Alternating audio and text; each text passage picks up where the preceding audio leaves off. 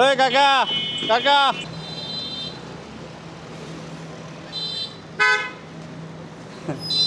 রাখেন রাইকে আসেন এদিকে কাকা সাইড করেন রিক্সাটা সাইড করে আন লটারি লটারি আসেন তাড়াতাড়ি তাড়াতাড়ি বিনা পয়সা লটারি আসেন কি পাই ব্যথা না অসুস্থ অসুস্থ কি হয়েছে আপনার শরীরে যে বস হয়েছে বক্স ও আচ্ছা ওখানে শুকাইছে দেখ শুকানো শুরু করছো না নেন এখান থেকে 3টা কাগজ আছে 3টা লটারি হ্যাঁ 3 জনে নেন 3টা নেন নেন বুঝছেন আচ্ছা এবারে একজন একজন খুলেন আপনি খুলেন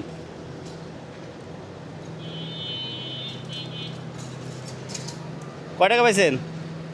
300 টাকা হাততালি কাকা 300 টাকা পাইছেন হ্যাঁ নেন 3 জনে 3টা ব্যাংক নেন ধরেন আপনারা ধরেন 300 টাকা পাইছেন না এই ব্যাংক দেওয়ার অর্থ কি জানেন বাসায় কি ব্যাংক আছে মাটির ব্যাংক আগে আসলে ভাঙ্গে খাওয়া লাইছেন না আচ্ছা মাটির ব্যাংক ভাঙ্গে খাওয়া যাবে না আমি যে টাকা দেবো এই টাকা ব্যাংকের ভিতর ভরবেন ঠিক আছে ব্যাংকের ভিতর ভরবেন শুধু আমি ভরে দিলাম উদ্বোধনী করলাম আমি আর সামনে যতদিন রিক্সা চালাবেন এই ব্যাংক না ভরা পর্যন্ত ব্যাংক ভাঙবেন না প্রতিদিনই 10 টাকা পারেন 5 টাকা পারেন 100 টাকা পারেন জমায় রাখবেন রিক্সা কি নিজের রিক্সা ভাড়া রিক্সা এরমের ব্যাংক ভাঙ্গা টাকা জমায় আরবার ব্যাংক বানাবেন রিক্সা নিজের টাকা দিয়ে কিনবেন ঠিক আছে তাহলে তো প্রতিদিন ভাড়া 100 টাকা যে দিতে হয় সেই টাকাটা দেওয়া লাগলো না ঠিক আছে না আচ্ছা আপনি 300 টাকা এই ব্যাংকে ভরেন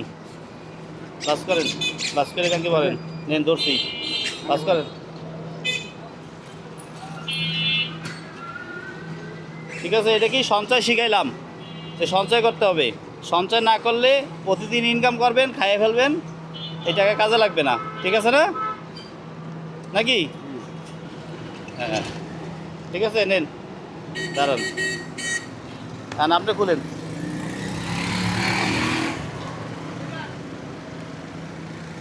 $200 পাইছে হাততালি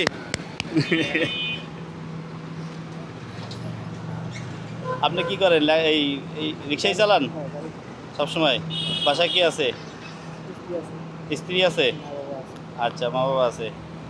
এই টাকা বলেন একটা একটা করে বাস করে বলেন ঠিক আছে ব্যাংকের ভিতরে টাকা জমাবেন ঠিক আছে টাকা জমাইলে হবে কি আপনারই লাভ এই টাকাটা প্রতিদিন দেখেন নাস্তা করে টাকা বেশি থাকলে নাস্তা করতে ইচ্ছা করে বেশি তাই না খরচ করতে ইচ্ছা করতে মনে হয় এটা কিনি ওইটা কিনি তো টাকা প্রতিদিনই একটু জমবে একটু রাখবেন এক সময় দেখবেন ভাইঙ্গে দেখবেন যে অনেক টাকা তখন ওইটারে কোনো কাজে লাগাতে পারবেন সংসারে ঠিক আছে না এইটাই তো মুরব্বী আপনি খুলেন অসুস্থ বেশি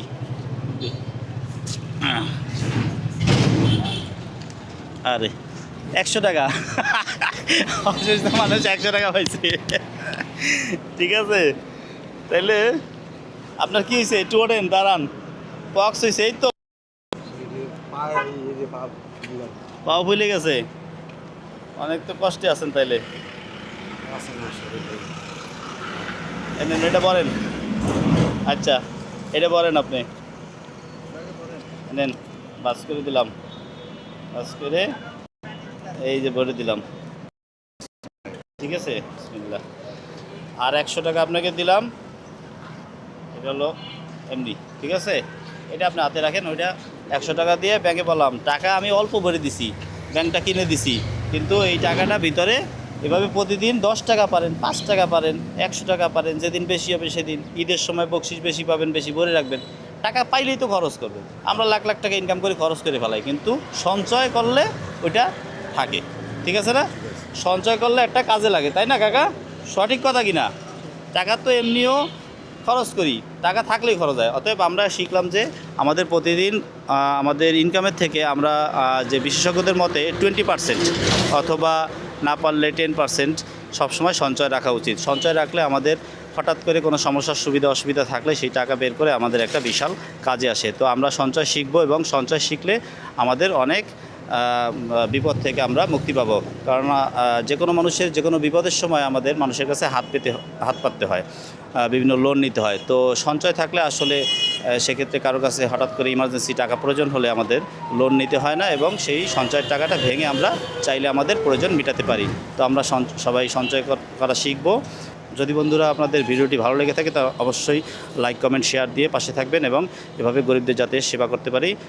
সর্বক্ষণ পাশে থাকবেন, এবং